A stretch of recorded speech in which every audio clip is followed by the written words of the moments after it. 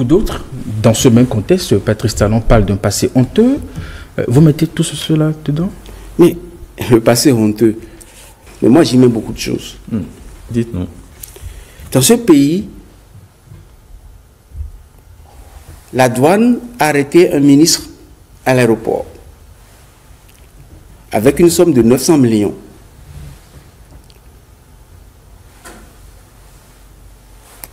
Le peuple s'écrie et le chef de l'État vient gaillardement à la télévision. Il dit, mais pourquoi vous parlez de ça? Quelqu'un a perdu son argent. C'est pas honteux ça. Parmi ceux qui s'agitent aujourd'hui, les villas Sensat que vous voyez là, les gens n'ont pas acheté. Les terres ont été distribuées aux copains. Des terres qui valent des centaines de millions ont été distribuées, offertes aux copains. C'est pas honteux. Mais ces pratiques qui font de ce passé honteux, vous êtes sûr que ça n'existe pas aujourd'hui? Nous avons vu des procès à la criette. Est-ce que vous vous rappelez? J'ai un autre exemple à vous donner. Nous avons, avec le renouveau démocratique, nous avons réussi, comme disait le professeur Devoe-Djiré, avec la fatalité. Nous sommes passés de Cototrou à Cotopavé.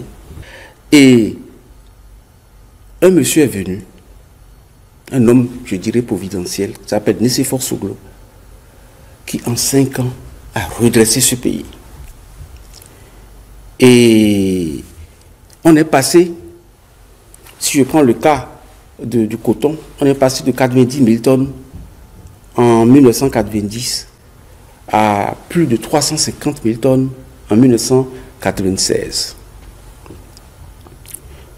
Le Bénin a changé. Ou amorcer son changement. Ou amorcer son changement.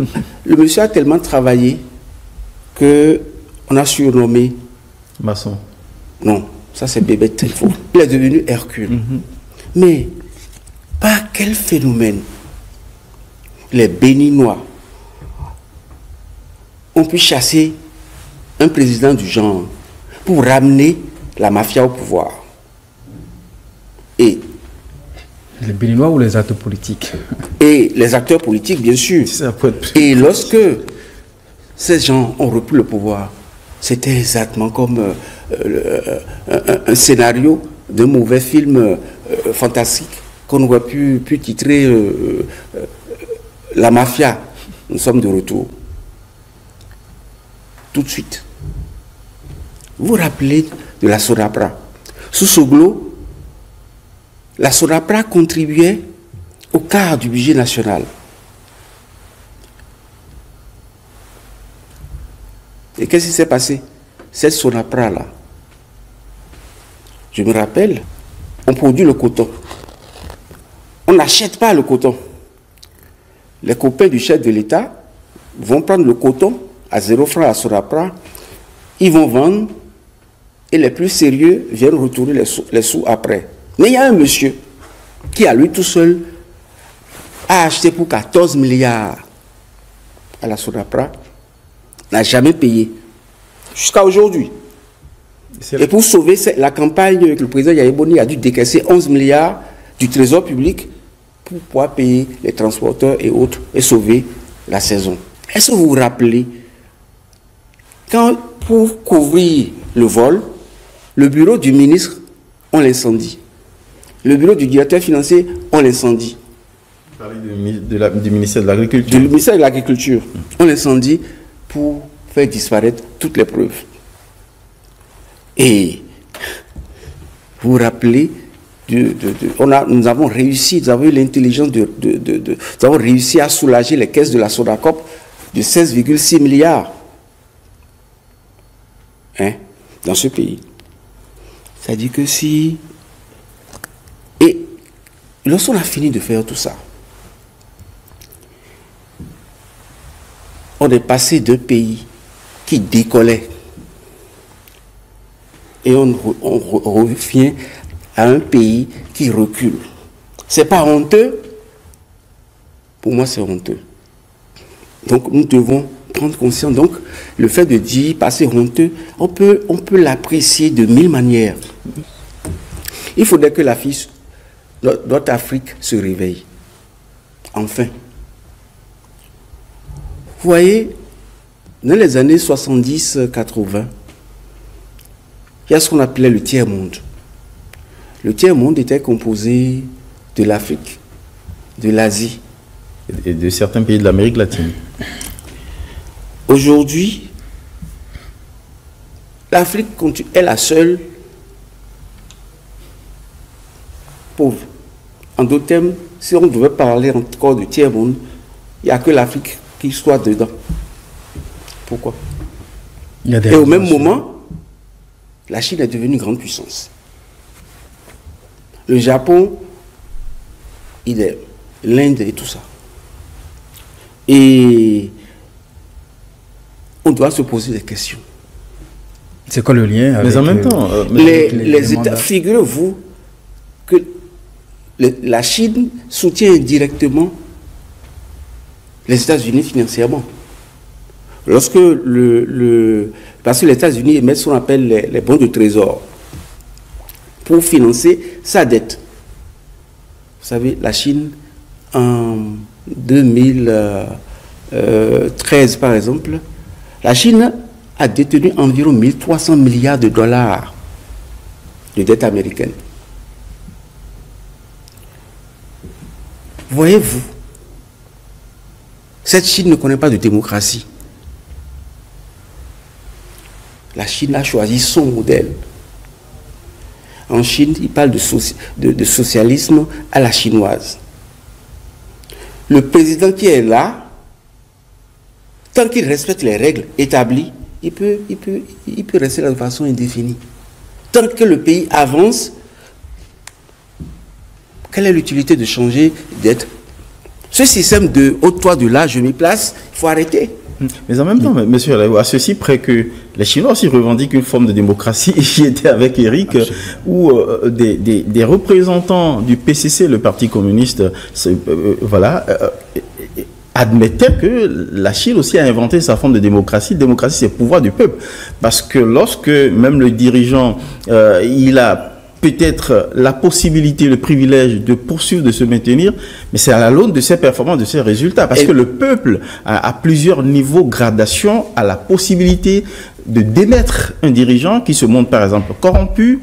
Il fut une époque en Chine, où ils étaient littéralement guillotinés ou fusillés, ceux qui étaient convaincus de crimes contre le pays. Donc, il y a une manière d'organiser le pouvoir du peuple en Chine qui permet de contrôler ou d'influencer le pouvoir. Exact. Et vous rejoignez en fait mon point de vue. Ça veut dire quoi?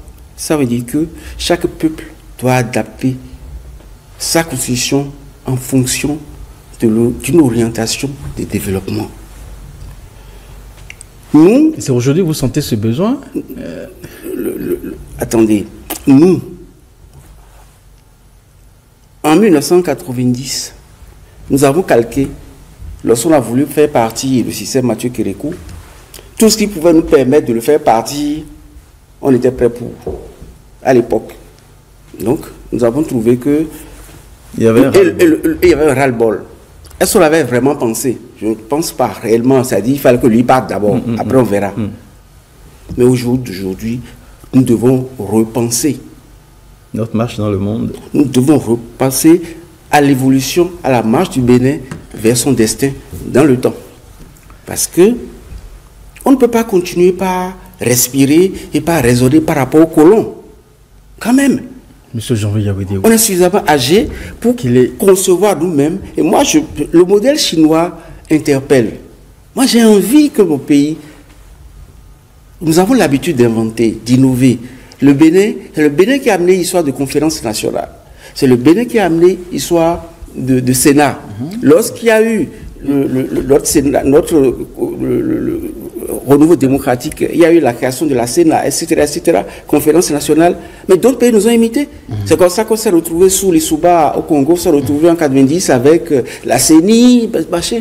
Vous voulez qu'on invente quoi? Un système long Moi, unique, fort, puissant. Qu'est-ce que vous voulez, qu'est-ce que veut le Béninois? C'est-à-dire que on avance de 10 mètres, on doit reculer de 50 mètres. C'est pas possible. J'ai envie de vous dire quelque chose. J'ai envie de vous dire quelque chose, s'il vous plaît. C'est le mari d'un parent.